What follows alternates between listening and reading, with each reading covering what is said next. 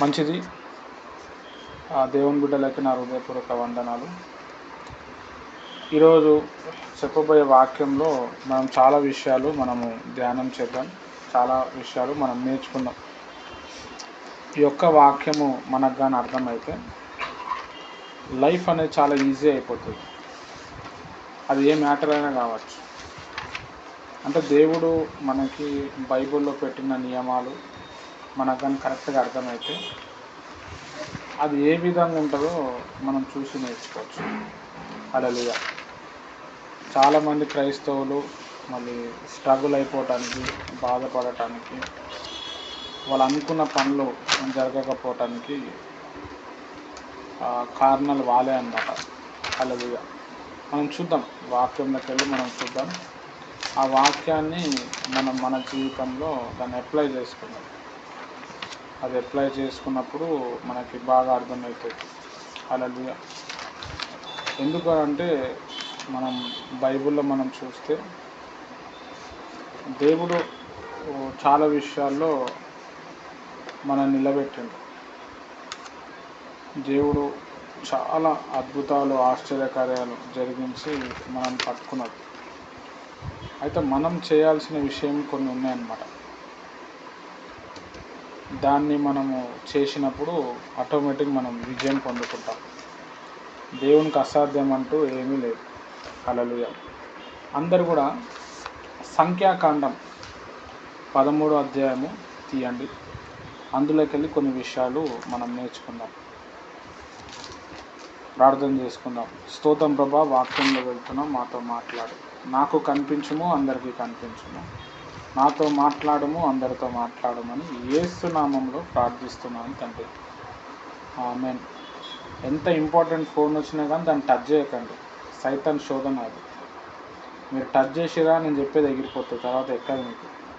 తర్వాత ఎప్పటికి రాదు అది. తర్వాత కూడా వాక్యం ఒక అరగంటలో అయిపోతుంది. తర్వాత మళ్ళీ మనం చూసుకోవచ్చు. హల్లెలూయా. లైఫ్కి చాలా ఇంపార్టెంట్ విషయము. సంఖ్యాకాండము 13వ అధ్యాయం తీయండి. హల్లెలూయా. రైట్.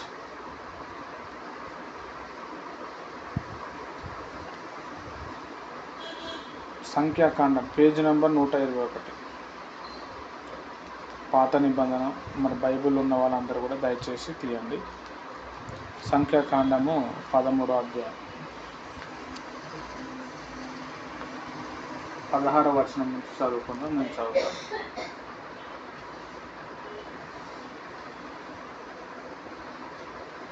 దేశమును సంచరించి చూచుటకు మోషే పంపిన మనుషుల పేర్లు ఇవి.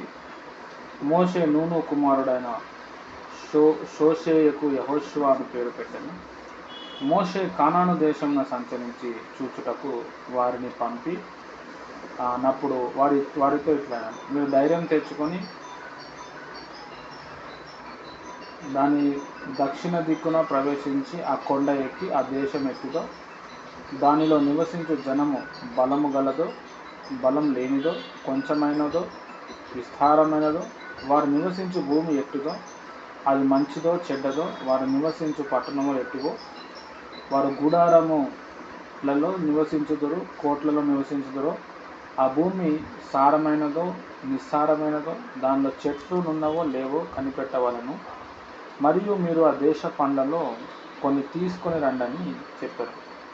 అది ద్రాక్షల ప్రథమ పక్వ కాలం. కాబట్టి వారు వెళ్ళి సీను అరణ్యం మొదలుకొని హమాతుకు పోవు మార్గంన రెహోబు వరకు దేశ సంచారం చేసిరి. వారు దక్షిణ దిక్కున ప్రయాణం చేసి హెబ్రోనుకు వచ్చిరి. అక్కడ అనాకీలు, అహిమాను, షేయు, తల్మయు అను వారుండేది. ఆ హెబ్రోను ఐగుప్తులో సోయాను కంటే 7 ఏళ్ళు ముందుగా కట్టబడను. చాలు. ఇక్కడ మరి మోషే భక్తుడు ఇజ్రాయెల్ ప్రజల్ని తీసుకొని కానాను అనే దేశానికి వెళ్తున్నాడు. ఈ కానాను అనే దేశానికి వెళ్తున్నప్పుడు ఇంకా చాలా దగ్గర, చాలా నియర్గా ఉన్నాడు. ఇంకా కొద్దిసేపు అయితే, కొన్ని రోజులైతే అక్కడ కానాను దేశానికి వెళ్ళిపోతాడు. అప్పుడు మోషే ఏం చేసిండంటే ఇజ్రాయెల్ ప్రజలు 12 గోత్రికులు కాబట్టి ఆ 12 గోత్రికుల నుంచి ఒక్కొక్క మనిషిని పిలిచాడు. పిలిచి ఏం చేసినాడు అని అంటే వాళ్ళకి చెప్పిండు, దేవుడు మనకి కానాను దేశానికి పంపిస్తున్నాడు, అసలు ఆ దేశంకి వెళ్ళి ఒకసారి చూసి రండి, అక్కడ మనుషులు ఎలా ఉన్నారు, అక్కడ భూమి ఎట్లా ఉంది, అక్కడ పంట పొలాలు ఎలా ఉన్నాయి, అక్కడంతా ఆ దేశం అంతా సంచారం చేసి అక్కడున్న ఫ్రూట్స్ కూడా తీసుకురండి అని చెప్పిండు. అప్పుడు ద్రాక్ష పండ్లు కాసే కాలం అన్నమాట. అయితే వీళ్ళు మొత్తం 12 మంది వెళ్ళారు. అందులో కాలేబు అని చెప్పి ఒక వ్యక్తి ఉన్నాడు, యెహోషువ అనే వ్యక్తి కూడా ఉన్నాడు. మొత్తం 12 మంది, 12 గోత్రికులకి 12 మంది వెళ్ళారు. 40 రోజులు నడుచుకుంటూ అక్కడంతా ప్రయాణం చేసుకొని అక్కడంతా చూసుకొని వాళ్ళు అక్కడి నుంచి వచ్చేటప్పుడు ఏం చేసిందంటే ఒక ద్రాక్ష గెల తీసుకొచ్చింది. ఆ ద్రాక్ష గెల ఎంత పెద్దగా ఉందని అంటే 2 వ్యక్తులు మోసే అంత పెద్ద గెల ఉందన్నమాట. ద్రాక్ష పండ్లు అంటే మన దగ్గర దొరికే చిన్న చిన్నవి కావు, పెద్ద పెద్ద ద్రాక్ష పండ్లు 2 మోయాల. ఆ ద్రాక్ష గెలని ఇట్లా పట్టుకొని 2 మోసుకుంటూ దాన్ని తీసుకొని వచ్చారు. అక్కడున్న కొన్ని ఫ్రూట్స్ తీసుకొని వచ్చారు. వచ్చి మోషే దగ్గర నిలబడ్డారు. నిలబడి ఏమని చెప్పారంటే, అయ్యా అక్కడ ఫ్రూట్స్ చాలా బాగున్నాయి, పంటలు బాగా పండుతాయి, కానీ అక్కడ చాలా భయంకరమైన విషయం ఏంటంటే అక్కడ కొంతమంది వ్యక్తులు ఉన్నారు, 4 టైప్స్ ఆఫ్ 5 టైప్స్ గ్రూప్స్ గురించి చెప్పిండు ఇక్కడ.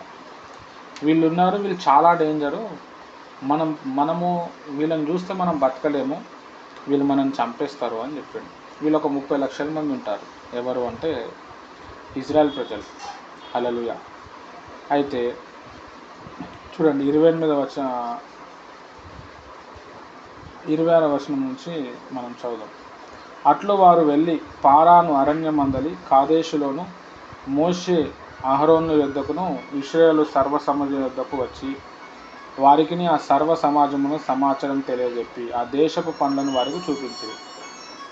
వారు అతనికి తెలియపరిచినది ఏమనగా, నీవు మమ్మను పంపిన దేశముకు వెళ్ళితిమి. వీళ్ళు చెప్తున్నారు, అక్కడ మోషే దగ్గరికి వెళ్ళి చెప్తున్నారు, నువ్వు అక్కడ పంపించిన దేశానికి మేము వెళ్ళాము, అది పాలు తేనెలు ప్రవహించు దేశమే, దాని పండ్లు ఇవే, అంటే మంచి పంట పండుతుంది, దాని ఫ్రూట్స్ ఇవే అని చూపించింది.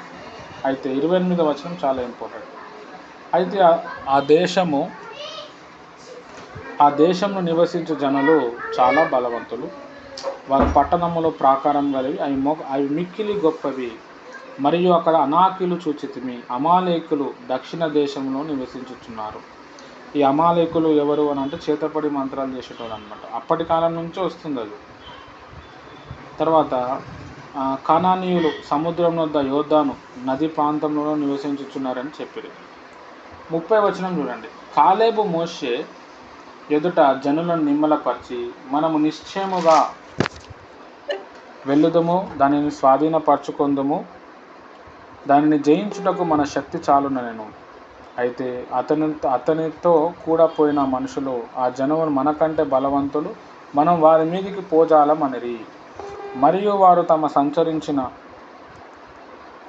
చూచిన దేశము గూర్చి ఇశ్రాయేలుతో చెడ్డ సమాచారం చెప్పి, మేము సంచరించి చూసిన దేశము తన నివాసులు భక్షించు దేశము, దానిలో మాకు కనబడిన జనులందరూ ఉన్నత దేహులు, అక్కడ నెఫ్యూలు సంబంధులైన అనాకు వంశములు నెఫ్యూలను చూచితిమి, మా దృష్టికి మేము మిడతవలే ఉంటిమి, వాడి దృష్టికి అట్లనే ఉంటిమనిరి.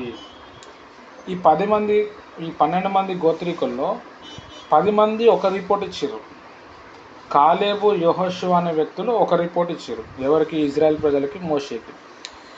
ఈ 10 మంది ఇచ్చిన రిపోర్ట్ ఏంటంటే, మనం అక్కడ అసలు వెళ్ళకూడదు, వెళ్తే వాళ్ళు మనం చంపేస్తారు, వాళ్ళు మనకంటే చాలా స్ట్రాంగ్ ఉన్నారని చెప్పిండు. ఎవరికి చెప్పిండు? మోషేకి చెప్పిండు, ఆ ఇజ్రాయెల్ దేశంలో ఉన్న ప్రజలందరికీ చెప్పిండు. కాలేబు ఏమంటున్నాడంటే, లేదు వాళ్ళు గొప్పలే ఉండొచ్చు, కానీ దేవుడు మనకు అప్పచెప్తాడు, ఎట్లయినా దేవుడు మనకు విజయం ఇస్తాడు, మీరు భయపడకండి అని చెప్పాడు. వీళ్ళు ఏం చేసినారు అని అంటే, ఈ 10 మంది చెప్పిన మాటలు వినేసి ఏం చేసేసారు అంటే వాళ్ళ మాటల మీదనే వచ్చేసారు. హల్లెలూయా. వాళ్ళ మాటల మీద వచ్చేసి మొత్తం దేశం కూడా ఏం చేసిందంటే ఏడవటం మొదలుపెట్టింది, సనుక్కోవటం మొదలుపెట్టింది. హల్లెలూయా. అది 14వ అధ్యాయంలో మనం చూద్దాం. సంఖ్యాకాండం 14వ అధ్యాయంలో అసలు ఇంతకి ఇప్పుడు ఈ మ్యాటర్, ఈ వాక్యం నేను ఎందుకు చెప్తున్నాను అంటే, మన జీవితం కట్టబడాలి, పోగొట్టుకున్నవన్నీ మనం తెచ్చుకోవాలి, ఉన్నది పోగొట్టుకోవాలి అంటే ఇది ఎక్కడో కాదు, నీ దగ్గరే ఉన్నది. హల్లెలూయా. దేవుడు చిన్న చిన్న విషయాల మీద ఎలా కాన్సన్ట్రేట్ చేస్తాడు అనేది మనం చూద్దాం వాక్యంలో. చాలామంది క్రిస్టియన్స్ ప్రభువుని నమ్ముకుంటారు, ఆశీర్వాదం కనబడదు, చాలా లైఫ్ స్ట్రగుల్ అయితేనే ఉంటారు. దానికి కారణం ఎవరు అంటే ఆ క్రిస్టియన్సే. హల్లెలూయా. ఇక్కడ మనం చూస్తే మోషే వాళ్ళకు పని చెప్పిండు. ఏమని పని అప్పచెప్పిండు? కానాను దేశానికి వెళ్ళండి, అక్కడ చూడండి, మళ్ళీ వచ్చేయండి అన్నాడు. వీళ్ళు పోయి చూసిర్రు. చూసి వచ్చి ఏం చేశారంటే ఇజ్రాయెల్ ప్రజలకు అందరికీ నెగిటివ్ రిపోర్ట్ ఇచ్చారు. కాలేబు, తర్వాత యెహోషువ వీళ్ళు పాజిటివ్ రిపోర్ట్ ఇచ్చారు. వీళ్ళు బట్టలు చింపుకున్నారు. ఇజ్రాయెల్ ప్రజల్లో బట్టలు చింపుకోవటం అనేది వచ్చిందంటే చాలా బాధలో ఉన్నారని అర్థం. వాళ్ళు టెన్షన్ పడి పిచ్చిలేసిపోయి బట్టలు చింపుకొని, లేదు లేదు ఆ దేశం మనకే దేవుడు ఇచ్చిండు. హల్లెలూయా. ఇజ్రాయెల్ ప్రజల్ని దేవుడు ఎర్ర సముద్రం దాటించాడు. 40 సంవత్సరం వాళ్ళని పోషించాడు, బండ నుండి నీళ్ళు ఇచ్చాడు. 40 సంవత్సరం వాళ్ళని కాచి కాపాడిన దేవుణ్ణి వాళ్ళు మర్చిపోయి ఏం చేశారంటే, ఇదే ఇజ్రాయెల్ ప్రజలు ఏం చేశారంటే సనగటం మొదలుపెట్టారు, తిట్టడం మొదలుపెట్టారు. అనవసరంగా మమ్మల్ని ఇక్కడ తెచ్చినావు, మేము ఇక్కడే చచ్చిపోతే బాగుండు, నడవండ్రా మనం ఒక నాయకుడిని సెట్ చేసుకొని మనం ఏం చేద్దామంటే మళ్ళీ కానాను దేశానికి వెళ్ళిపోదామని ఈ 10 మంది చెప్పిన రిపోర్ట్ని బట్టి 30 లక్షల మంది ఏం చేశారంటే దానికి ఓకే అయిపోయారనమాట. హల్లెలూయా. చూడండి 14వ వచనం. అందరూ కూడా సంఖ్యాకాండం 14వ అధ్యాయం తీయండి, అందులో ఉంటుంది. 14వ అధ్యాయం మొదటి వచనం నుంచి. అప్పుడు ఆ సర్వ సమాజం ఎలుగెత్తి కేకలు వేసాను. చూడండి వాళ్ళు కేకలు వేసారు. ఈ వచనాలు ఎందుకు చదివిపిస్తున్నంటే దీంట్లోనే మ్యాటర్ ఉంటుంది అనమాట. ప్రజలు ఆ రాత్రి ఎలుగెత్తి ఏడ్చిరి. ఆ 10 మంది నెగిటివ్ రిపోర్ట్ ఇచ్చిన తర్వాత ఏం చేశారంటే అక్కడున్న 30 లక్షల మంది ఏం చేశారంటే ఎలుగెత్తి గట్టిగా ఏడ్చిరంట. మరియు ఇజ్రాయేల్ అందరూ మోషే అహరోను పైన సనుక్కొనిరి. ఆ సర్వ సమాజం, అయ్యో ఐగుప్తులో మేము ఎలా చావలేదు, ఈ అరణ్యమందు మేము ఎలా చావలేదు, మేము కత్తివాత పడినట్లు యెహోవా మమ్మను ఈ దేశమున కత్తివాత పడినట్లు యెహోవా మమ్మను ఈ దేశంలోనికి ఎలా తీసుకొని వచ్చాను, మా భార్యలు మా పిల్లలు కోల్పోదురు, తిరిగి ఐగుప్తుకు వెళ్ళుటకు మాకు మేలు కాదా అని వారితో వారనిరి. 4వ వచనం. వారు మనము నాయకుడిని ఒకరిని నియమించుకొని ఐగుప్తుకు తిరిగి వెళుదామని ఒకనితో ఒకడు చెప్పుకొనగా. హల్లెలూయా. ఇది చాలా ఇంపార్టెంట్. ఈ 10 మంది నెగిటివ్ రిపోర్ట్ ఇచ్చారు. కథం దేశం ఏం చేసిందంటే దేవునికి ఎగనెస్ట్ అయిపోయింది. మోషే అహరోన్కి ఎగనెస్ట్ అయ్యారు. ఎగనెస్ట్ అయ్యి ఏమన్నారంటే వాళ్ళు మేము చచ్చిపోతే బాగుండు, మేము ఐగుప్తులోనే చచ్చిపోతే బాగుండు, మేము దారిలో పడి చచ్చిపోతే బాగుండు, మేము ఎందుకనైనా మీ మాటలు విని వచ్చినాము అని చెప్పి దేవుడి మీద సనిగిరి. తర్వాత దైవజనుల మీద కూడా ఏమయ్యారు సనిగిరి. అంటే వాళ్ళ నోటితోనే మాటలు రిలీజ్ చేశారు. హల్లెలూయా. ఈ నోటితో మాటలు రిలీజ్ చేయటం తర్వాత దేవుడు మోషేతో మాట్లాడడం మొదలుపెట్టాడు. మోషేతో ఏమన్నాడంటే చాలా బాధపడ్డాడు దేవుడు. అరే నేను వాళ్ళని ఇంత హెల్ప్ చేసినా, ఇంత వారిని కాపాడినా, నావన్నీ కార్యాలు చూసారు. దేవుడు ఎర్ర సముద్రాన్ని దాటేటప్పుడు ఒక వ్యక్తి ఎర్ర సముద్రం ఇక్కడ నుంచి అవతల వ్యక్తికి వెళ్ళడానికి 35 రోజులు పడుతుంది, 35 days పడుతుంది మనం నడుచుకుంటూ పోతే. అంత పెద్దగా ఉంటుంది ఎర్ర సముద్రం. ఒక రాత్రిలోనే దేవుడు ఐగుప్తు ప్రజల్ని ఇజ్రాయెల్ ప్రజల్ని తీసుకొని పోయిండు. అది కూడా ఎలా తీసుకుపోయాడు అంటే ఒక్కొక్క వ్యక్తి వెళ్తూ ఉన్నప్పుడు 5,000 మంది దాటేటోళ్ళు అనమాట. ఒక్కొక్క అడుగు 5,000 మంది, మళ్ళీ వెనకాల ఒక 5,000 మంది, ఇంకొక అంటే సముద్రం 5,000 మంది ఒక్క దగ్గర లైన్లో నిలబడ్డారంటే సముద్రాన్ని దేవుడు ఎంత పెద్దగా చీల్చిండో ఒకసారి అర్థం చేసుకోవాలి. చీల్చిన తర్వాత అందులోకెళ్ళి పొడి నేల తీసుకొని వచ్చిండు. తర్వాత వీళ్ళంతా దాటిన తర్వాత 30 లక్షల ప్రజలు వీళ్ళు దాటిన తర్వాత మళ్ళీ అక్కడ ఒక ల్యాండ్ ఉండాలన్నా అక్కడ ల్యాండ్ని సమకూర్చిండు. తర్వాత వీళ్ళ వెనకాల ఐగుప్తు ప్రజలు వీళ్ళ శత్రువులు వస్తూ ఉంటే వాళ్ళని అందరినీ నీళ్ళల్లో ముంచి చంపేసిండు. 40 సంవత్సరాలు వాళ్ళని పోషించిండు. ఎన్నో అద్భుతాలు, ఎన్నో ఆశ్చర్యకార్యాలు చేసిన అన్నీ చూసిన ఇజ్రాయెల్ ప్రజలు జస్ట్ 10 మంది నెగిటివ్ రిపోర్ట్ ఇవ్వగానే దేవుడి మీదనే సంగీరు అనమాట. మేము చచ్చిపోతే బాగుండు, మాకు సావు వస్తే బాగుండు అని చెప్పి. హల్లెలూయా. ఈ మాటలు చాలా ఇంపార్టెంట్. అంటే నువ్వు మాట్లాడే ప్రతి మాట కూడా దేవుణ్ణి ఇన్ఫ్లుయెన్స్ చేస్తుంది, సైతాన్ని ఇన్ఫ్లుయెన్స్ చేస్తుంది, నీ జీవితాన్ని సర్వనాశనం చేస్తుంది.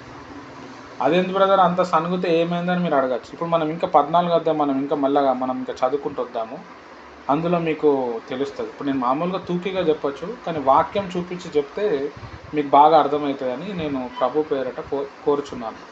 హల్లెలూయా. 40 సంవత్సరాలు వీళ్ళని నడిపించిన దేవుడు జస్ట్ వీళ్ళు సనగటం వల్ల నా మనసు ఇరిగిపోయింది. హల్లెలూయా. మనసు ఇరిగిపోయి చాలా దేవుడు ఏమైపోయాడంటే చాలా బాధపడ్డాడు. ఈ ఇద్దరు కాలేబు తర్వాత యెహోషువ వీళ్ళేమో ప్రజలకు చెప్తుర్రు అట్లా ఏమి లేదు మనం జయించవచ్చు అని చెప్తే సర్వ సమాజం అంతా కూడా వీళ్ళిద్దరిని చంపాలని చూసిరంట, రాళ్ళు తీసుకొని కొట్టాలని చూసిరంట. హల్లెలూయా.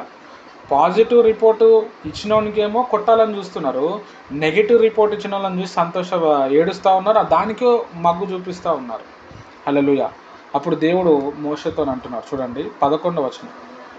అందరు కూడా మీరు మీ బైబిల్లో సంఖ్యాకాండం 14వ అధ్యాయం 11వ వచనం చూడండి. ఈ వాక్యం చాలా ఇంపార్టెంట్, దీంట్లో చాలా పెద్ద బేస్ ఉంటుంది. ఈ పునాది మనకు అర్థమైతే లైఫే చేంజ్ అయిపోతుంది ఈ రోజుతో. చూడండి 11వ వచనంలో ఏముందో.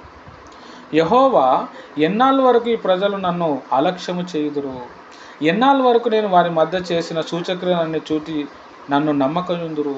దేవుడు బాధపడుతున్నాడు. దేవునికి కూడా ఒక మనసు ఉంది. ఆయన వచ్చి తన భక్తుని దగ్గర తన బాధను వ్యక్తపరచుకుంటున్నాడు. నేను ఎన్ని రోజులు వీళ్ళతో ఉండాలి, ఎన్ని రోజులు వీళ్ళని కాపాడాలి, నేను ఇన్ని సూచక్రియలు చేసినా కదా అయినా నన్ను నమ్మతలేరు వీళ్ళు అని చెప్పి దేవుడు బాధపడుతున్నాడు. చూడండి 12వ వచనం. నేను వారికి స్వాస్థ్యం ఇయ్యక తెగుల చేత వారిని హతము చేసి ఈ జనము కంటే మహాబలం గల గొప్ప జనం నీ వలన పుట్టించిందనని మోషేతో చెప్పగా, దేవుడు ఏం డిసైడ్ అయిపోయిందంటే వీళ్ళని తిరస్కరిస్తున్నారు, మాటల చేత నన్ను బాధ పెడుతున్నారు కాబట్టి వీళ్ళందరినీ నేను చంపేస్తా. ఏంది 30 లక్షల మందిని చంపేస్తా అన్నాడు. చంపేసి మోషే వీళ్ళకంటే చాలా స్ట్రాంగ్ మనుషుల్ని నీ ద్వారా నేను పుట్టిస్తా అని చెప్పి మోషేకి చెప్తున్నాడు. హల్లెలూయా. అప్పుడు మోషే ఏమన్నాడో చూడండి, 13వ వచనం చాలా ఇంపార్టెంట్. మోషే యెహోవాతో ఇట్లా అన్నాడు, అలాగైతే ఐగుప్తులు దాని గురించి విందురు, నీవు నీ బలము చేత ఈ జనమును ఐగుప్తులోనే రప్పించితివి కదా, వీరి దేశ నివాసులతో ఈ సంగతి చెప్పి ఉందురు. యెహోవాను నీవు ఈ ప్రజలను మధ్యనున్నావనియు, యెహోవాను నీవు ముఖాముఖి కనబడిన వాడవనియు, నీ మేఘము వారి మీద నిల్చుచున్నదనియు, నీవు పగలు మేఘస్తంభంలోను రాత్రి అగ్నిస్తంభంలోను వారి ముందల నడుచుచున్నావని వారు విని ఉన్నారు కదా. కాబట్టి నీవు ఒక దెబ్బతో ఈ జనములను చంపిన ఎడల నీ కీర్తన గురించి వినిన జనములు ప్రమాణపూర్వకంగా తాను ఈ జనములకు ఇచ్చిన దేశమందు వారిని చేర్చుటకు శక్తి లేక యెహోవా వారిని అరణ్యంలో సంహరించనని చెప్పుకొందురు.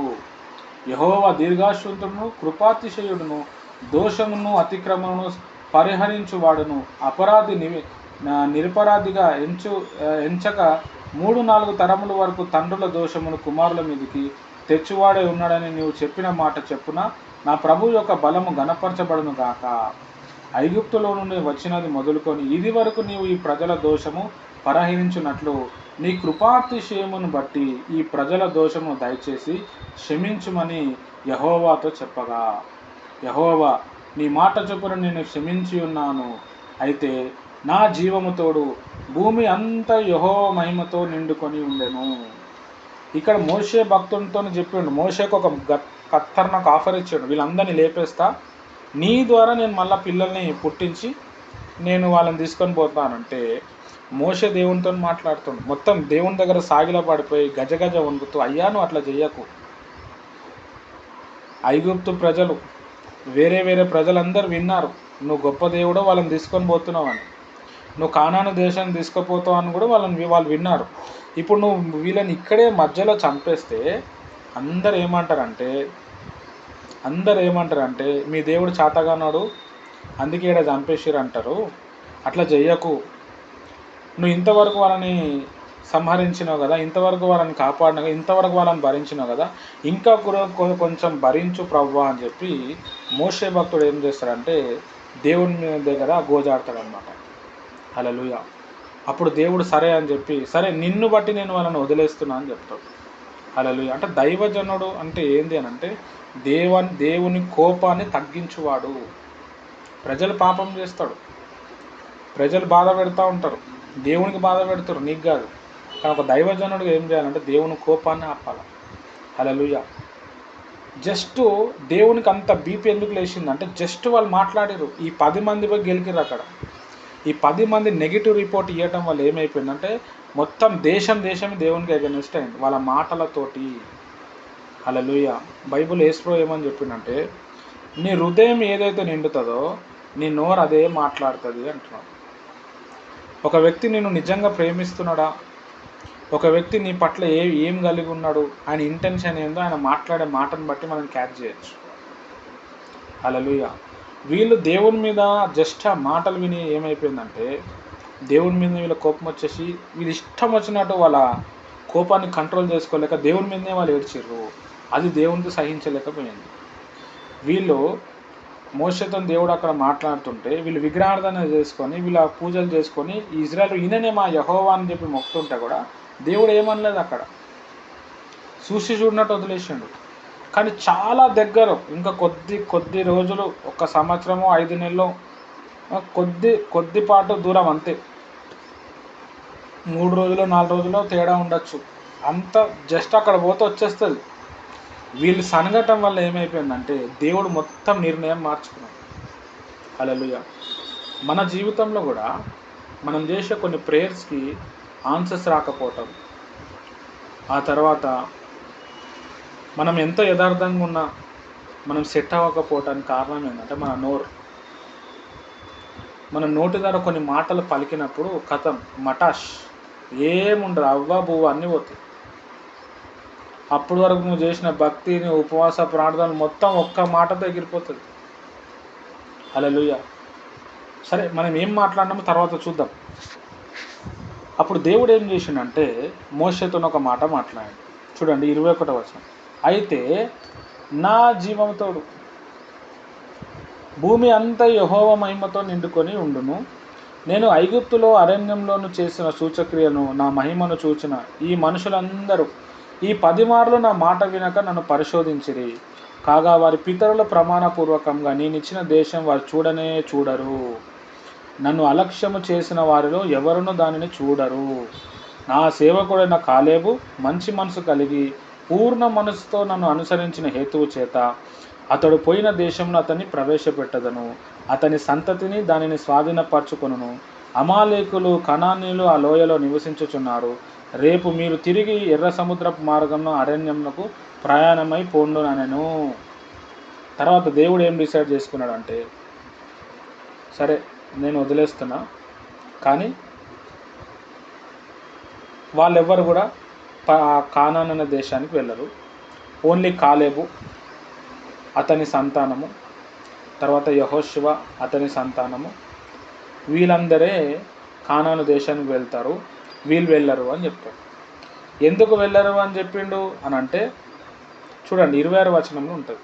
అందరు 26వ వచనం చూడాలి. మరియు యెహోవా మోషే అహరోనులకు ఇలాగూ సెలవిచ్చెను. నాకు విరోధంగా సనుగుచుండ ఈ చెడ్డ సమాజము నేను ఎంతవరకు సహింపవలను? ఇశ్రాయేలు నాకు విరోధంగా సనుగుచు విని ఉన్నాను. నీవు వారితో యెహోవాకు ఏదనగా నా జీవముతోడు మీరు నా చెవిలో చెప్పినట్లు నేను నిశ్చయంగా మీ ఎడల చేసేదను. మీ శవములు ఈ అరణ్యంలోనే రాలును. మీ లెక్క మొత్తము చొప్పున మీలో లెక్కింపబడిన వారందరూ అనగా 20 ఏండ్లు మొదలుకొని పై ప్రాయం కలిగిన నాకు విరోధంగా సనిగిన వారందరూ రాలిపోదురు. యెఫునే కుమారుడైన కాలేబు, నూను కుమారుడైన యెహోషువ తప్ప మిమ్మును నివసింపజేయునని నేను ప్రమాణం చేసిన దేశమందు మీలో ఎవరునూ ప్రవేశింపరాదు, ఇది నిశ్చయము. అయితే వారు కోల్పోదురు అని మీరు చెప్పిన మీ పిల్లలు నేను దేశంలో పలికి రప్పించదను. మీరు తృణీకరించిన దేశము వారు స్వతంత్రించుకొందురు. అయితే మీ శవములు మీ అరణ్యంలో రాలును. మీ శవములు ఈ అరణ్యంలోనే క్షయమగు వరకు మీ పిల్లలు ఈ అరణ్యంలో 40 ఏళ్ళు తిరుగులాడొచ్చు మీ వ్యభిచార శిక్షను భరించుదురు. హల్లెలూయా. ఇక్కడ దేవుడు మళ్ళీ మోషతో అని చెప్తున్నాడు. ఏమని చెప్తున్నంటే, నాకు విరుద్ధంగా మీరు మాట్లాడు. ఇంగ్లీష్లో చాలా బాగుంటుంది. వాళ్ళు సనిగింది నాకు వినిపించింది అన్నాడు. తెలుగులో అంత మంచిగా లేదు కానీ ఇంగ్లీష్లో చాలా బాగా. ఇప్పుడు నువ్వు ఇక్కడ భూమి మీద సనిగినావు, భూమి మీద దేవుని గురించి రివర్స్ మాట్లాడు, అది ఆయనకు వినబడ్డదంట. వినబడి టోటల్గా ఆయన ఏం చేసిండంటే ఆయన ఆలోచన విధానమే మార్చుకున్నాడంట, ఆయన ఇంటెన్షన్ మొత్తం మార్చుకున్నాడంట. హల్లెలూయా. అంటే ఇక్కడ మనం బాగా అర్థం చేసుకోవాల్సిన విషయం ఏంటంటే, మనం సనగటం వల్ల, మనం గురగటం వల్ల చాలా లాస్ అయిపోతాం. హల్లెలూయా. వీళ్ళు ఇక్కడ ఏం సనిగినారో చూడండి. ఇక్కడ దేవుడు వాళ్ళతో చెప్తున్నాడు. ఏమని చెప్తున్నంటే, ఒక్కరు ఉండరు, 20 సంవత్సరాలు పైబడిన వాళ్ళందరిని కూడా లేపేస్తా. నా గురించి ఎవరు ఎగనెక్స్ట్గా మాట్లాడారో వాళ్ళందరినీ నేను లేపేస్తా అని చెప్పి. హల్లెలూయా. దేవుని కోపం ఆ ప్రజల మీద అంత రావడానికి కారణం ఏంటంటే వాళ్ళు ఎగనెస్ట్గా మాట్లాడటం. హల్లెలూయా. ఇక్కడ ఈ ప్రజలు ఏమనుకున్నారు, అరణ్యంలో మేము చచ్చిపోతే బాగుండు, మాకు సావు వస్తే బాగుండు అన్నాడు. వాళ్ళు ఏదైతే మాట్లాడారో, ఏదైతే పలికిరో దేవుడు దాన్నే చేయడానికి రెడీ అయ్యిండు. హల్లెలూయా. తర్వాత కాలేబు, తర్వాత యెహోషువ, వీళ్ళిద్దరిని నేను తీసుకుపోతా, వాళ్ళ పిల్లల్ని తీసుకుపోతా. ఈ 20 సంవత్సరాల లోపల ఉన్న వాళ్ళందరూ, పైబడిన వాళ్ళందరినీ నేను లేపేస్తా. వాళ్ళు సచ్చేంత వరకు మీరు 40 సంవత్సరాలు మీరు తిరుగుతూనే ఉంటారు అని చెప్పాను. హల్లెలూయా. అట్లా ఏమైపోయిందంటే ఇజ్రాయెల్ ప్రజలు చాలా మూతి దగ్గర ఉన్న అన్నంని ఏం చేశారంటే కాలుతో తన్నుకొని చచ్చిపోయినట్టు అయిపోయింది. జస్ట్ ఓన్లీ మాటలు పలకటం. హల్లెలూయా. ఎప్పుడు కూడా మన జీవితంలో మనము నెగిటివ్ వర్డ్స్ ఉపయోగించద్దు. నేను సస్తే బాగుండు, అనవసరంగా పెళ్లి చేసుకున్నాను, నాకు సావు వస్తే బాగుండు, వాడు వ్యర్థుడు, వాడు వేస్ట్ గాడు, ఈ మాటలు మనం చెప్పద్దు. నా పనులు కావులే, ఇంకే నువ్వు ఏదైతే నువ్వు పలికి ఎంతైనా ప్రేయర్ చేయాలి, సక్సెస్సే కాదు. ఇక్కడ దేవుడు ఏమంటున్నాడు అంటే, నువ్వు ఏదైతే సనిగినో నాకు వినబడ్డది అంటున్నాడు. హల్లెలూయా. చాలామంది క్రిస్టియన్స్, నేను చాలామంది దగ్గరికి వెళ్తుంటాను, వాళ్ళకి ప్రేయర్ చేద్దామంటే ఏమో బ్రదర్ ప్రేయర్ చేస్తే అవుతుందో కాదో అంటారు. కాకపోతే మరి కాలే అంటారు. కాదు మరి నువ్వే చెప్పేసిన అవుతుందో అవ్వదో, ఏమో దేవుడు ఏం చేస్తాడో ఏమో. చాలా తప్పు మాటలు అవి. హల్లెలూయా. నువ్వు ఏదైతే కన్ఫెస్ చేస్తావో, నువ్వు ఏదైతే ఒప్పుకుంటావో అదే జరుగుతుంది అక్కడ. ఎందుకంటే నువ్వు ఒప్పుకునేది ఒక విత్తనము. వీళ్ళు ఒప్పుకున్నారు, సస్తే బాగుండు, మాకు సావు వస్తే బాగుండు. దీనికి వీళ్ళందరికీ మరణం రావడానికి ముఖ్యమైన కారణం ఏంటంటే ఈ 10 మంది చెప్పిన రిపోర్ట్ విన్నారు వాళ్ళు. హల్లెలూయా. అందుకే మనము ఎక్కడ ఏది వింటున్నామో, ఎవరితో ఉంటున్నామో చాలా ఇంపార్టెంట్. కొంతమంది విషయాలతో మనం ఉన్నప్పుడు, వ్యక్తులతో మనం ఉన్నప్పుడు మన లోపల ఏమైందంటే విశ్వాసం తగ్గిపోతుంది. కొన్ని మాటలు ఇన్ఫ్లుయెన్స్ చేస్తే అన్నమాట, నెగిటివ్గా ఉంటుంది. అది మన జీవితాన్ని ఏం చేస్తుంది అంటే చాలా ప్రభావితం చేస్తుంది. అంటే మనం కరెక్టే ఉంటాము, వేరే నెగిటివ్ విషయాలు మనం విన్నప్పుడు ఏమవుతుందంటే మనం ఫెయిల్ అయిపోతాం. హల్లెలూయా. ఇప్పుడు ఒక ఆయన అంటాడు దర్శనాలు లేవు అంటాడు, స్వస్థత లేవు అంటాడు. అది విన్నందుకు ఏమో లేవేమో అనుక మనం అదే ధ్యాసలో వెళ్ళిపోతాం. అందుకే మనం ఏం వింటున్నామో చాలా ఇంపార్టెంట్. అయితే మన లైఫ్ సెట్ అవ్వాలి అని అంటే మనలో విశ్వాసం ఉండాలి. విశ్వాసం ఎప్పుడు వస్తుంది అంటే వాక్యం విన్నప్పుడు వస్తుంది. హల్లెలూయా. చాలా ఇంపార్టెంట్. జస్ట్ ఈ 10 మంది వ్యక్తులు నెగిటివ్ రిపోర్ట్ మొత్తం దేశాన్ని ఇన్ఫ్లుయెన్స్ చేసింది. హల్లెలూయా. వీళ్ళు చేసిన పాపాలకు ఏమైపోయిందంటే వాళ్ళ పిల్లలు వాళ్ళ తల్లిదండ్రులను పోగొట్టుకోవటం, జస్ట్ ఓన్లీ సంఘటన, జస్ట్ ఓన్లీ దేవునికి రివర్స్లో మాటలు మాట్లాడటం. హల్లెలూయా. తర్వాత ఈ 10 మందికి కూడా ఒక రోగం వచ్చి వాళ్ళు కూడా చచ్చిపోతారు. చాలా ప్రాముఖ్యం. ఇక్కడ దేవుడు ఒక మాట అంటాడు, భూమి మీద యెహోవా మహిమ నిండి ఉండేను అంటున్నాడు. చాలా ప్రాముఖ్యమైన విషయం. నువ్వు ఎన్ని రోజులు బ్రతకాలి, నువ్వు ఎలా భోజనం చేయాలి, నువ్వు ఏం చేయాలా, అన్నీ కూడా దేవుడు మొత్తం సమృద్ధిగా ఇచ్చిండు నీకు. నువ్వు దానికోసం నువ్వు భయపడడం అవసరమే లేదు. ఈ భూమి మీద దేవుని ఒక మహిమ నిండి ఉన్నది. నీకు ఏ టైంలో ఏది కావాలి, నీకు ఏది కావద్దు, అదంతా కూడా దేవునికి తెలుసు. అయితే ఎప్పుడు కూడా మన నోటితోటి మనం ఎప్పుడు కూడా నెగిటివ్ వర్డ్స్ని యూజ్ చేయొద్దు. ఇప్పుడు ఎవరైనా చెప్తారు నీ అప్పులు తీరవు అని, కథం అగా బ్రదర్ అట్లా అన్నాడు, నాకు అట్లనే అనిపిస్తుంది. మరి దేవుడు నీ కార్యాలు ఏమో, నువ్వు కూడా అది మాటలు పలికినా నీకు అదే జరుగుతుంది. మనలో చాలా మందిలో విశ్వాసం తగ్గిపోవడానికి కారణం ఏంటంటే అసలు ఎవరి మాట వినాలో మనకు తెలియదు. మనం పతనం అయిపోవడానికి కారణం ఎవడో కాదు, మనమే. నువ్వు ఎవరితో ఫ్రెండ్షిప్ చేస్తున్నావో, ఎవరితోని మాట్లాడుతున్నావో, ఎవరితో ఇన్ఫ్లుయెన్స్ అవుతున్నావో, లైఫ్ ఫ్యూచర్ అట్లనే ఉంటుంది. హల్లెలూయా. సైతాన్ ఎప్పుడు కూడా భయపెట్టిస్తుంది, దేవుడు ఎప్పుడు ధైర్యపరుస్తాడు. దేవుడు ఏమంటున్నాడు? భయపడద్దు అంటున్నాడు. దేవుని మాట వినకపోతే పాపం. దేవుడు ఒక పని చెప్పిండు, ఇది చేయలేదంటే అది పాపం. ఇప్పుడు దేవుడు ఏమంటున్నాడు? భయపడద్దు అంటాడు. ఎందుకు భయపడతారు? ప్రతిదానికి భయం. ఒక జ్వరం వస్తే భయం, డబ్బులు లేకపోతే భయం. హల్లెలూయా. దేవుడు ఏమంటున్నాడు? నేను మిమ్మల్ని పోషించే దేవుడిని. అయితే ఇప్పుడు నేను ఇక్కడ చెప్తున్న విషయం ఏంటంటే, సరే బ్రదర్ నువ్వు చెప్పినా ఓకే, ఇప్పుడు పోగొట్టుకున్నవే మేము ఎట్లా సంపాదించాలి అంటే, మనకి పేదరికం రావటానికి, మనకి రోగాలు రావటానికి కారణం మనమే. మనం ఏదో ఎప్పుడో మరి ఎందుకో తెలియదు, వాడుకలో ఒకటి ఎప్పుడు కూడా నెగిటివ్ వర్డ్సే ఉంటుంది. చాలామందికి నెగిటివ్ వర్డ్స్ మాట్లాడినప్పుడే చాలా మజా వస్తుంది. ఇప్పుడు వాక్యంలో నువ్వు పాపివి, నువ్వు పాపివి, నువ్వు అట్లా, నువ్వు ఇట్లా అని అంటే దానికి చాలామంది యూట్యూబ్లో చాలామంది ఫాలోవర్స్ ఉంటారు. ఇప్పుడు నాలాంటి వాడు ప్రసంగాలు ఇచ్చిరనుకో, దానికి పెద్దగా ఎవరు చూడరు. హల్లెలూయా. మరి ఎందుకో తెలియదు, అంటే ప్రజలు అట్లా ఉన్నారు, తిట్టటము లేకపోతే నెగిటివ్ వర్డ్స్ని హైలైట్ చేస్తూ ఉన్నారు అనుకో, దాని మీద బాగా ఇంట్రెస్ట్, మన మైండ్కి చాలా ఇంట్రెస్ట్ చూపిస్తుంది, అదే మనల్ని సర్వనాశనం చేస్తుంది. హల్లెలూయా.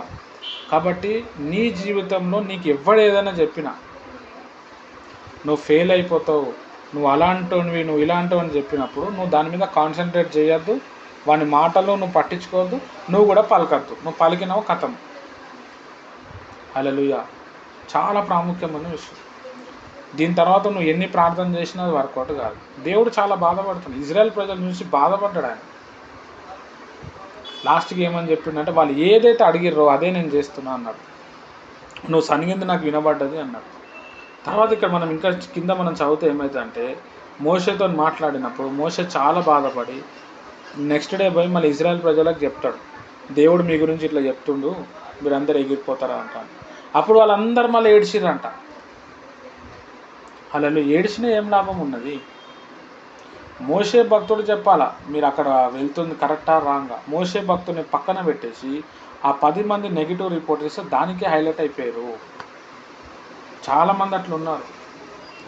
మనకంటూ ఒక దైవజనుడు ఉంటాడు, ఆయన మనల్ని నడిపిస్తూ ఉంటాడు, ఆయన మాటలు పట్టించుకోం. ఎవరు ఏదైనా అన్నారనుకో, బ్రదర్ నాకు ఆయన అట్లా అన్నాడు, ఏమో అట్లనే అవుతుందేమో, ఆ మాటనే తలుచుకొని బాధపడి పడి పడి పడి ఏం చేసినా సర్వనాశనం అయిపోతుంది. హల్లెలూయా. అక్కడే పోతున్నాం మనం. అయితే దేవుని ప్రియమైన వారలారా, కాబట్టి మనం ఎప్పుడు కూడా మనం ఏం చేయాలి అంటే పలకటం చాలా ఇంపార్టెంట్, చాలా ప్రాముఖ్యమైన విషయం. మనం మార్కు సువార్త 11:23 చూస్తున్నాం. చెప్పండి చెప్పండి అని 3 సార్లు చెప్పిండు. అక్కడ నమ్మకం పెట్టుకొని ఒక్కసారి చెప్పాడు. కాబట్టి మన జీవితంలో ఎవ్వడేదైనా చెప్పని, నీకు రోగం ఉందని చెప్పని, లేకపోతే నీ అప్పుల పాలైపోయింది, నీ జీవితం ఎన్నైనా చెప్పండి, నువ్వు దానికి రివర్స్లో నువ్వు చెప్పినప్పుడు ఏమవుతుంది అంటే, నువ్వు ఏదైతే అడుగుతున్నావు దాన్ని దేవుడు ఇస్తాడు. హల్లెలూయా. కాబట్టి దేవుని ప్రియమైన వాళ్ళారా, దేవుని ఒక వాగ్దానాలు మనం మన జీవితంలో పలకటం చాలా ఇంపార్టెంట్, చాలా ఇంపార్టెంట్. జీవ మరణములు నాలుక వశము అంటున్నారు, చాలా ఇంపార్టెంట్. నీకు ఆశీర్వాదం రావాలన్నా నీ నాలుక ద్వారానే వస్తాయి, శాపం రావాలన్నా నీ నాలుక ద్వారానే వస్తాయి. హల్లెలూయా. కాబట్టి ఇది మనం అర్థం చేసుకోవాలి. ఇప్పుడు మనం పోగొట్టుకున్న డబ్బుల్ని ఎలా సంపాదించాలి, పోగొట్టుకున్న ఆరోగ్యాన్ని ఎలా సంపాదించాలి, నువ్వు కొన్ని పోగొట్టుకున్నావు, దాన్ని ఎలా సంపాదించాలి మనం చూద్దాం. చూసి మనం ఈ ప్రేయర్ ముగించుకుంటాం. ఇప్పుడు దేవుడు బైబిల్లో ఇచ్చిన వాగ్దానాలన్నీ కూడా మన కోసమే ఇచ్చాడు. ఒక ఎగ్జాంపుల్ ఏమి అంటే, యెహోవా ఆశీర్వాదం ఐశ్వర్యం ఇచ్చునని ఒక మాట ఉంది. అది ఎవరికి ఇచ్చిండు? మనకే ఇచ్చిండు. అంటే దేవుని ఆశీర్వాదం, ఐశ్వర్యం ఇస్తుంది. ఐశ్వర్యం అంటే డబ్బు వస్తుంది. ఆ మాట మనకి ఇచ్చిండు కాబట్టి మనం దాన్ని క్లెయిమ్ చేయాలి. ఇప్పుడు నీకు ఒక నెలకు ఒక 20,000 కావాలి. ఎగ్జాంపుల్గా మనం అనుకుందాం. 20,000 అయితే నాకు మొత్తం పొట్ట బట్ట అన్ని తిప్పలు తీరిపోతాయి. ఆ 20,000ని ఏం చేయాలంటే, దేవా నాకు 20,000 కావాలని అడగాలి. First step. సెకండ్ స్టెప్ ఏం చేయాలంటే, ఆ 20,000 రాకుండా ఏం చేస్తారంటే సైతాన్ పని చేస్తూ ఉంటాడు, వాడిని గద్దించాలి. Second step. మూడో స్టెప్ ఏం చేయాలంటే, మళ్ళీ దేవదూతలకు మనము ఆజ్ఞాపించాలి. ఇవన్నీ చెప్తాను నేను ఎట్లా చేయాలి. నాలుగో స్టెప్ ఏంటంటే, ప్రభా ఇది చేస్తున్నందుకు నువ్వు వందనాలు ప్రభా, దేవుని స్తుతించాలా, విశ్వసించాలి. నీకు ఏదైతే కావాలో అది వచ్చేస్తుంది. హల్లెలూయా. చాలా ప్రాముఖ్యమైన విషయం. ఇప్పుడు ఒక ఆరోగ్యం మనది పాడైపోయింది, ఆరోగ్యం కావాలని కోరుకుంటున్నాం. ఫస్ట్ ప్రభా నాకు ఈ ఆరోగ్యం కావాలి, ఇది పోయింది, దేవునికి మనం క్లెయిమ్ చేయాలి, అడగాలి. రెండోది ఏం చేయాలా? ఆరోగ్యం కాకుండా ఎవరు చేసిరు? సైతాన్ చేసిండు. ఆ సైతానికి నువ్వు ఆజ్ఞాపించాలి. నువ్వు ఎందుకు ఆజ్ఞాపించాలా అని అంటే, నువ్వు దేవుని కుమారుడువే ఉన్నావు, దేవుని కుమార్తెవే ఉన్నావు. దేవునిలో ఎంతైతే పవర్ ఉందో నీ లోపల కూడా అంత పవర్ ఉంది. హల్లెలూయా. దాని తర్వాత మనం దేవుని యొక్క శరీరమై ఉన్నాం. దేవుని శరీరం దేవుని రక్తం ఉంటుంది. దేవుని శరీరంలో దేవుని ఒక అధికారం ఉంటుంది. కాబట్టి దురాత్మల మీద మనకు అధికారం దేవుడు ఇచ్చాడు. ఎప్పుడు నువ్వు బాప్టిజం తీసుకున్నప్పుడే ఇచ్చాడు. కాబట్టి నువ్వు సైతాన్ని గద్దించాలి. మూడో విషయం ఏం చేయాలంటే, దేవదూతలకు ఆజ్ఞాపించాలి.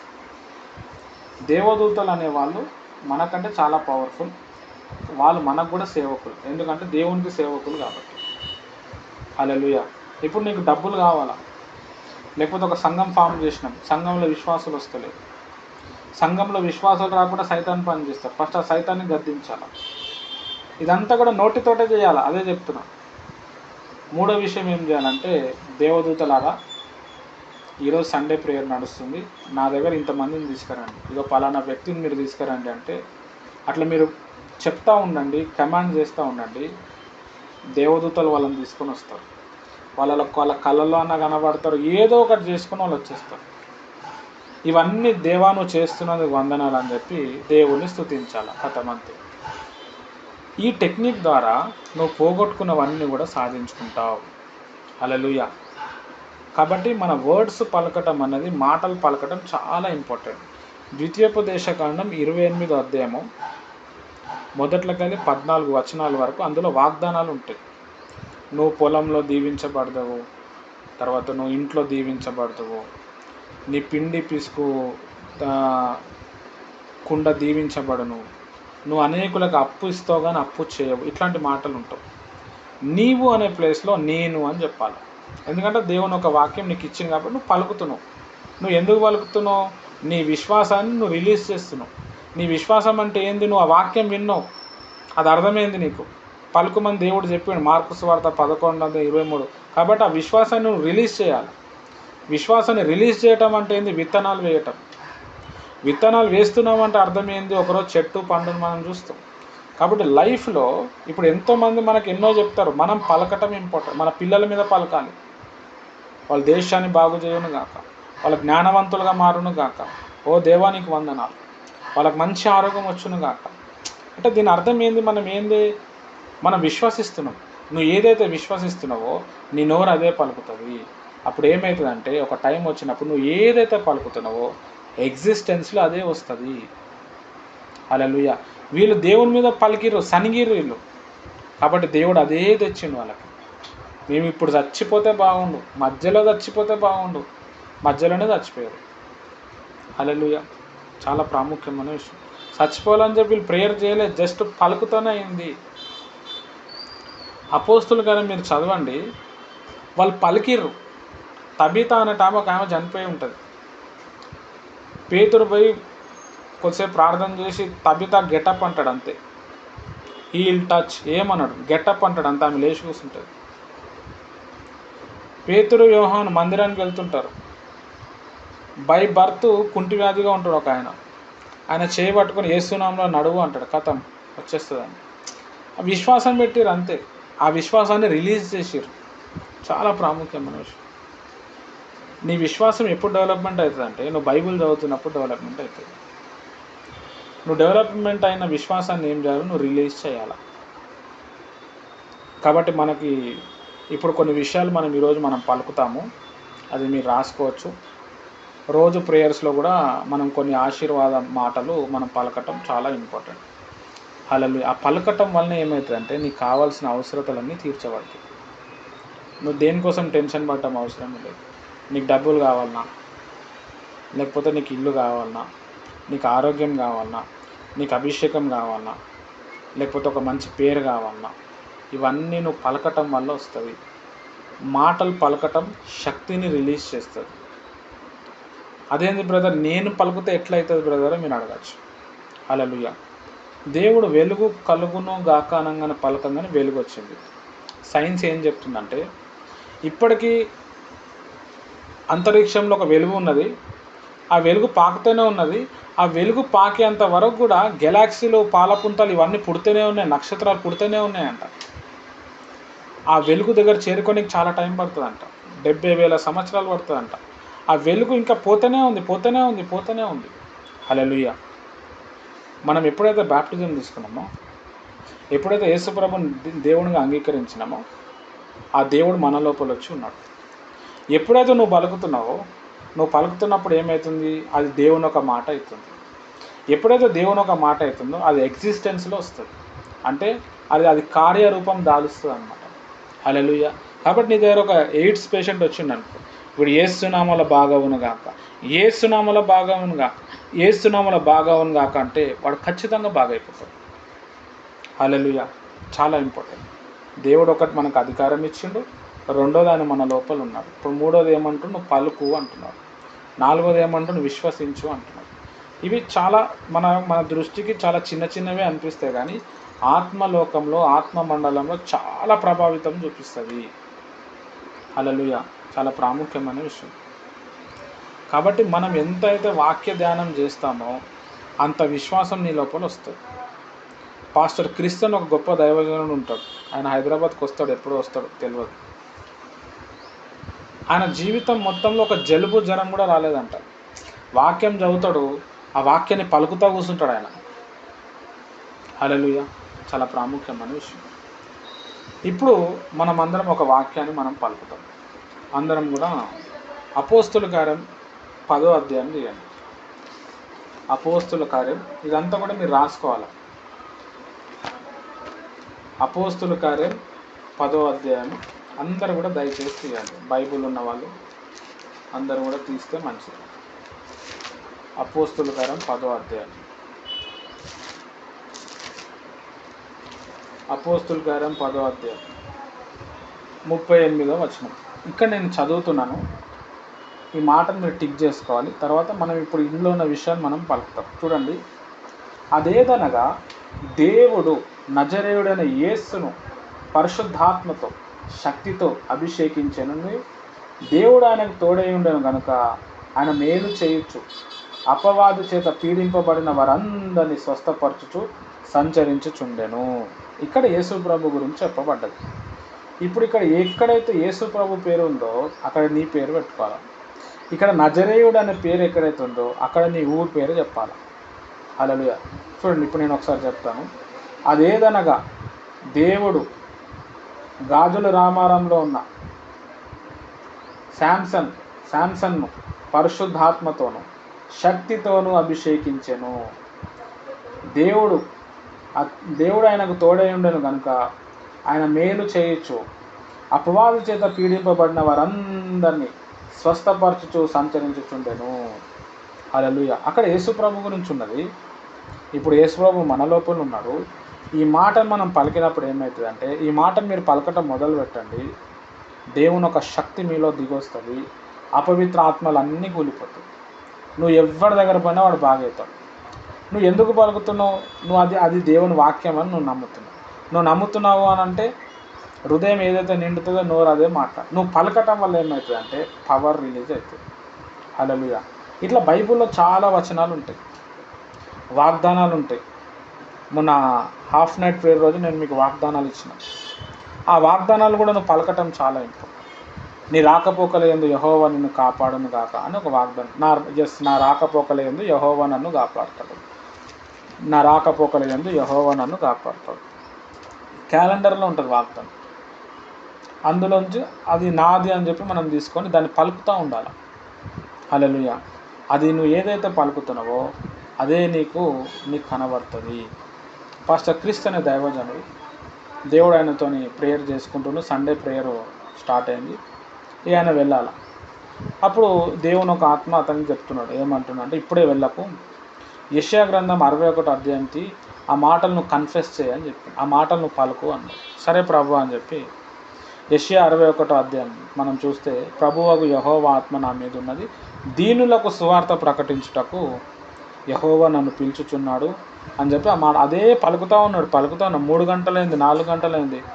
వాళ్ళ అటెండర్స్ ఏమో అరే టైం అయిపోతుంది, స్టేజ్లో అందరు పబ్లిక్ వచ్చేసారు అని అంటే, దేవుని ఒక ఆత్మ ఏమో వెళ్ళొద్దు ఆగు ఇంకా పలుకు అని చెప్పాడు. ఇక టైం అయిపోయింది, 4:30 గంట అయిపోయింది. నేను వెళ్ళిపోతా ప్రభు అని అంటే దేవుని ఒక ఆత్మను వద్దు don't leave me Christ, don't leave me, నన్ను వదలకు అని అంటున్నాడు. ప్రభు నన్ను క్షమించు అని చెప్పి నేను వెళ్ళిపోయాను. ఈయనకంటే ముందు దేవుని ఒక ఆత్మ అక్కడ స్టేజ్లో వచ్చేసిండు. ఈనాడు స్టేజ్ మీద నిలబడంగానే ఆ స్టేజ్ చుట్టూ ఎంతమంది, కొన్ని లక్షల మంది ఉంటారు ఆయన మీటింగ్లో. వాళ్ళందరికీ తెలియకుండానే వాళ్ళు ఏడవటం మొదలుపెట్టారు. అంత పరిశుద్ధాత్మ శక్తి బలంగా తాకిందనమాట. హల్లెలూయా. తర్వాత ఆయన ప్రవచనాలు చెప్పటం, తర్వాత దయ్యాన్ని వెలగొట్టడం, తర్వాత రోగులను బాగు చేయటం జరిగింది. అంతకుముందు చేసిన ప్రేయర్స్, అంతకుముందు చేసిన సేవ వేరు, ఈ వాక్యాన్ని పలికిన తర్వాత ఎగ్జిస్టెన్స్లో వచ్చింది వేరు. హల్లెలూయా. కాబట్టి ఇక్కడ మనం బాగా నేర్చుకోవాల్సిన విషయం ఏంటంటే, దేవుని ఒక వాక్యాన్ని నీ మైండ్లో ఎంత పెట్టుకుంటావో, దేవుని ఒక వాక్యాన్ని ఎంత ఫుల్గా దాన్ని రిసీవ్ చేసుకుంటావో, ఎంతగా నువ్వు పలుకుతావో అంత పనులు జరుగుతాయి. నీకు ఎంత విశ్వాసం ఉంటే అంత పని జరుగుతాయి. హల్లెలూయా.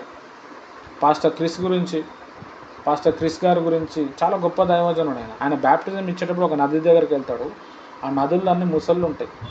ఈయన ప్రార్థన చేస్తాడు అంతే, ఆ నదుల్లో ఉన్న ముసళ్ళన్నీ బయటకు వచ్చేస్తాయి. ప్రజలు పిచ్చోళ్ళు అయిపోతారు. వాళ్ళందరినీ తీసుకుపోయి అవన్నీ ఏం చేయవని చెప్పి ప్రజలకు తీసుకుపోయి వాళ్ళందరికీ బ్యాప్టిజం ఇచ్చి మళ్ళీ బయటకు తెచ్చి మళ్ళీ ప్రార్థన చేస్తే ఆ ముసళ్ళు వెళ్ళిపోతాయి. హల్లెలూయా. అంటే ఒక వ్యక్తికి దేవుడు అంత అధికారం ఇచ్చిండు. ఆయనకే కాదు, నీకు కూడా ఇచ్చిండు. నువ్వు నమ్మాలా. ఇదే అధికారం ఫస్ట్ ఆదాంకి ఇచ్చిండు. సమస్త జంతువులను స్వాధీనం చేసుకోవాలి. ఆదాం ఏం చేసిండంటే సైతానికి ఇచ్చిండు. ఆ సైతాన్ దగ్గర నుంచి మళ్ళీ యేసుప్రభు తీసుకొని వచ్చిండు. ఆ యేసుప్రభు ఇప్పుడు నీ లోపల ఉన్నాడు. కాబట్టి నీకు కూడా అధికారం ఉంది. నువ్వు కూడా విశ్వాసంతో ఎప్పుడైతే పలుకుతావో అప్పుడు కూడా దేవుడు ఏం చేస్తాడు, నీ పట్ల కార్యాలు చేస్తాడు. కాబట్టి ఇప్పుడు నాకు చెప్పాల్సిన విషయం ఏంటంటే, నీ లైఫ్ ఈ వాక్యం విన్న తర్వాత ఈజీ అయిపోతుందా కాదా? నీ లైఫ్ ఇప్పుడు కట్టబడదా? హల్లెలూయా. నువ్వు పోగొట్టుకున్నవన్నీ నువ్వు ఈజీ చేసుకోవచ్చు. ఒక్కొక్కసారి మన బాడీ మనకు సపోర్ట్ చేయదు. ఒక్కొక్కసారి మనకు అసలు ఇంట్లో పైసలే ఉండవు. ఎన్నో ఆలోచనలు వస్తుంటాయి. సైతాను ఆలోచన చేసి కన్ఫ్యూజ్ చేస్తాడు. వానికి పవర్ లేదు. నీ దగ్గరే పవర్ తెచ్చుకుంటాడు. వాడు ఉత్తి భయపెట్టిస్తాడు, లేకపోతే డిస్టర్బ్ చేస్తూ ఉంటాడు. నువ్వు నీ అధికారాన్ని నువ్వు గుర్తు చేసుకొని నువ్వు యాక్ట్ చేసినప్పుడు వాళ్ళు వెళ్ళిపోతాడు.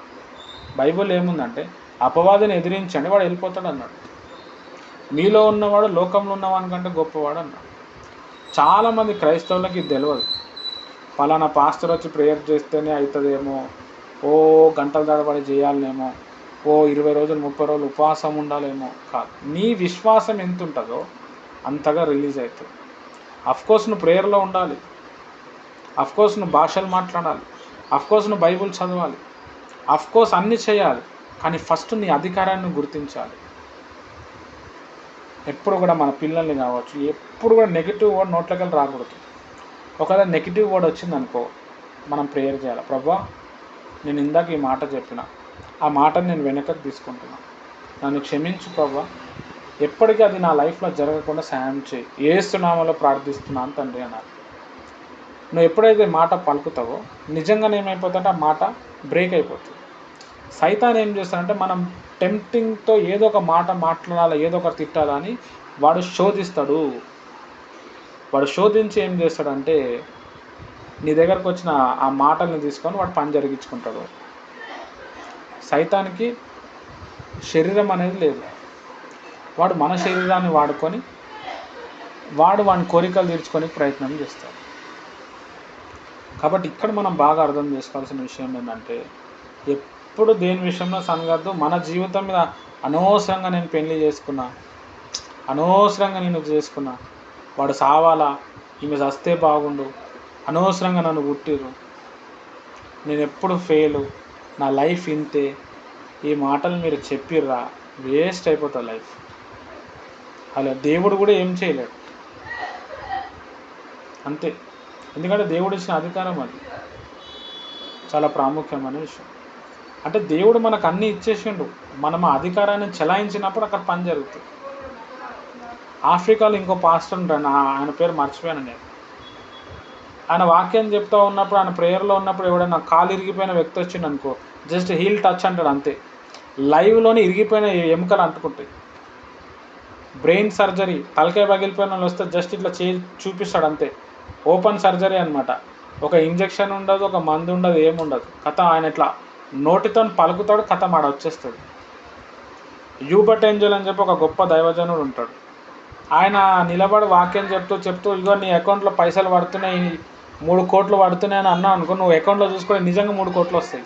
అది ఏడా నుంచి వస్తుంది ఎవరికి అర్థం కాదు.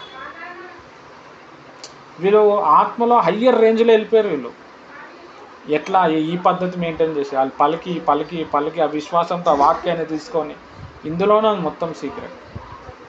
కాబట్టి లైఫ్లో ఏ ప్రాబ్లం వచ్చినా నువ్వు డిస్టర్బ్ అవ్వటం అవసరం లేదు, నువ్వు బాధపడటానికి అవసరం లేదు. నీలో నాలో యేసయ్య ఉన్నాడు. ఆయన ఏదైనా చేయగల సమర్థుడు. నీకు జరిగినవన్నీ కూడా నువ్వు రివర్స్ చేసుకోగలుగుతావు నువ్వు పలకటం వల్ల. హల్లెలూయా. కాబట్టి నువ్వు ఎప్పుడు కూడా అద్దం ముందర చూసి, నేను ధన్యుడిని, నేను అదృష్టవంతుణ్ణి, నేను పేదవాడిని కాను, నేను ధనవంతుణ్ణి, పోగొట్టుకున్నవన్నీ నేను పొందుకుంటాను, ఎస్ నాకు మంచి ఆరోగ్యం వస్తుంది, గుండె నొప్పి వస్తుంది నాకు గుండె మీద చేపెట్టి నా గుండె నొప్పి ఏం రాదు, తగ్గిపోయింది, యేసునామములో తగ్గిపోయింది, యేసునామం ఏది ఏం చేయలేదు, నాలో యేసయ్య ఉన్నాడు, నేను యేసయ్యలో ఉన్నాను, ఏం కాదు, ఏమి ఇప్పుడు ఈ గుండె మంచిగా ఉంది కాక నువ్వు పలుకుతో జరుగుతుంది. హల్లెలూయా. చాలా ప్రాముఖ్యమైన విషయం. ఈ విషయం ఒక్క విషయం తెలియక చాలామంది క్రైస్తవులు ఏమవుతారంటే లైఫ్లో చాలా స్ట్రగుల్ అవుతున్నారు. హల్లెలూయా. అఫ్కోర్స్ పాపం చేయటం వల్ల మనకు ప్రాబ్లమ్స్ వస్తాయి. హల్లెలూయా. ఆ పాపంలో పడేటట్టు సైతాన్ అటాక్ చేస్తుంది. కొన్ని మనకు తెలియకుండా మనం పడిపోతాం. కాబట్టి దేవుని ప్రియమైన వారలారా, మీరు ఎప్పుడు కూడా పాజిటివ్గా పలకండి. ఆ తర్వాత మీరు ప్రార్థన చేయండి. ఏదైనా పాజిటివ్ విషయాలు ఉంటే దేవుడు మీకు చెప్తాడు, అది మీరు కూడా రాసుకోండి, అది మీరు పలకని ప్రయత్నం చేయండి. హల్లెలూయా. ఇప్పుడు నా వెనకాల మీరు అందరూ కూడా ఒక ప్రేయర్ చేయాలి. ఆ ప్రేయర్ చేసుకొని మనం ఈ వాక్యం ముగించుకుందాం. హల్లెలూయా. అందరూ కూడా మీ కడుపు మీద చేయబెట్టుకోండి. జస్ట్ మీ కడుపు మీద చేయబెట్టుకోండి. కడుపు మీద చేయి ఎందుకు అంటే మన ఆత్మ మన కడుపులోనే ఉంటుంది, మన మైండ్లో కాదు. మన ఆత్మ లోపల జీవ నదులు ఉంటాయి. దాని గురించి మనం ఎప్పుడైనా మాట్లాడదాం. రైట్. ఈ కడుపు మీద చేయబెట్టండి, మనం ప్రార్థన చేద్దాం. నేను ఏదైతే మాటలు చెప్తున్నానో అది మీరు దయచేసి చెప్పడానికి ప్రయత్నం చేయండి. ఫోన్ మ్యూట్లోనే పెట్టి ఈ మాటలు పలకండి నాతో పాటు. స్తోత్రం యేసు ప్రభువా, నీకు వేలాది వందనాలు ప్రభువా. ఈరోజు నేను ఈ వాక్యం విన్నాను. నేను సనగటం వల్ల, నేను వ్యతిరేకపు మాటల వల్ల నా జీవితంలో అనేక ప్రాబ్లమ్స్ వచ్చి ఉండొచ్చు, వచ్చినాయి కూడా. అదన్నీ నేను ఒప్పుకుంటున్నాను. నేను మాట్లాడకూడని మాటల వల్ల వచ్చిన ప్రతి విషయాన్ని నేను రద్దు చేస్తున్నాను. నా మీద పలకకూడని మాటలను ఏ విషయంలో ప్రభావితం చేయకుండా నేను వాటిని రద్దు చేస్తున్నాను. యేసు నామంలో రద్దు చేస్తున్నాను. ప్రభువా నువ్వు కార్యం జరిగించు. నేను పోగొట్టుకున్నవన్నీ కూడా నాకు ఇస్తున్నందుకు వందనాలు. నన్ను నూతన అభిషేకంతో నింపుతున్నందుకు వందనాలు. నూతన ఆత్మ చేత నింపుతున్నందుకు వందనాలు. నూతన ప్రత్యక్షతలతో నన్ను నింపి నా జీవితాన్ని బాగు చేయమని ప్రభువైన యేసు నామములో ప్రార్థిస్తున్నాను తండ్రి. ఆమెన్. ఇప్పుడు నా వెనకాల పలకండి. నేను జ్ఞానవంతుణ్ణి, నేను ధనవంతుణ్ణి, నేను పరిశుద్ధుడిని,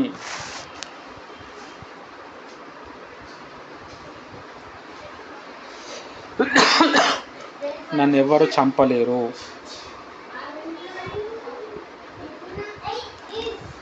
ఏది ఏమాత్రము హాని చేయదు, నేను ఆరోగ్యవంతుణ్ణి,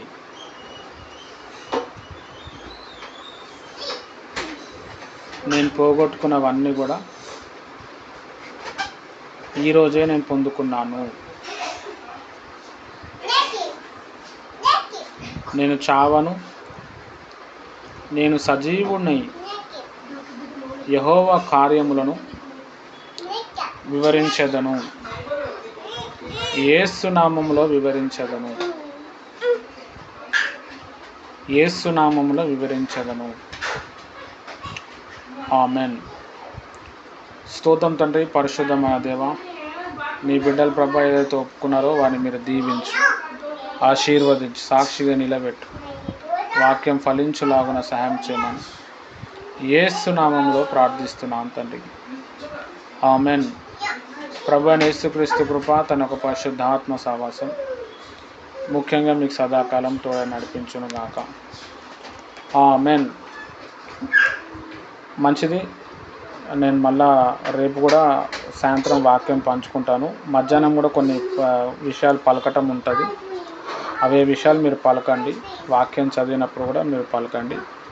ఇప్పుడు చెప్పిన వాక్యం మీకేమైనా అర్థమైతే, కొత్తగా అనిపిస్తే, లేకపోతే అసలు మీకు ఏమనిపించిందో మీ ఒపీనియన్ చెప్పండి. మీకు అర్థమైంది చెప్పండి. Thank you.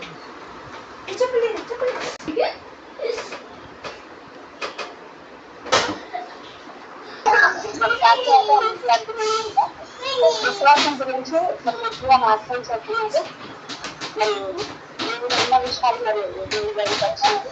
మీరు కలిపినప్పుడు మన విశ్వాసం మరి దేవుడు మన తీసుకురాగా సగం నమ్మాలి. ప్రేమతో నా బాధతో నా కష్టంతో నా శక్తి లేకపోయినా ఉన్నా కానీ అన్ని విషయాల్లో దేవుడిని ఆధారపడాలని దేవుడికి విశ్వాసం పెట్టాలి. అదేంటంటే మన కనకాలైతే దేవుడు కష్టంగా మాట్లాడినాడు. ప్రతి విషయాన్ని దేవుడు మాట్లాడినాడు. ఈ వర్షంలో నేను కొన్ని విషయాలైతే నేర్చుకున్నాను. దేవుడికి మహిమ కలిగిన నాకు దేవుడు నేర్చుకున్నాను.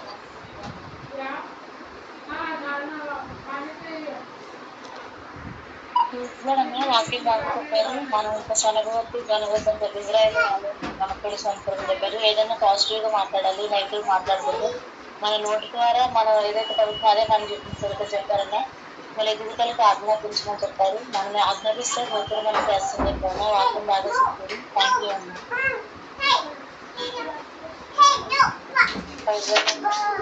మనం అన్ని నోటి ద్వారా మంచి మాటలే పలకాలి, చెడ్డ మాటలు ఏమి పలకకూడదు. అలాగే మనం ఏమి ఇవ్వకుండా విశ్వాసంతో ముందుకు వెళ్ళిపోవాలి.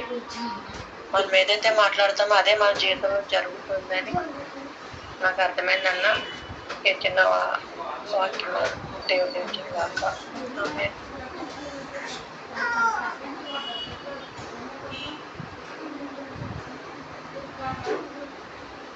మాట్లాడకుండా అన్ని పాజిటివ్ గా మాట్లాడాలని వివరించింది అర్థమైందన్న. అండ్ ప్రతిదీ దానిపైన విశ్వాసంతో మనం అడగాలని అదే మనల్ని దూషించిన వారిని మన నోటి నుంచి దూషణ మాటలు రాకుండా మనల్ని క్షపించిన వాళ్ళు కూడా మనకి రాకుండా చెప్పడము అర్థమైంది.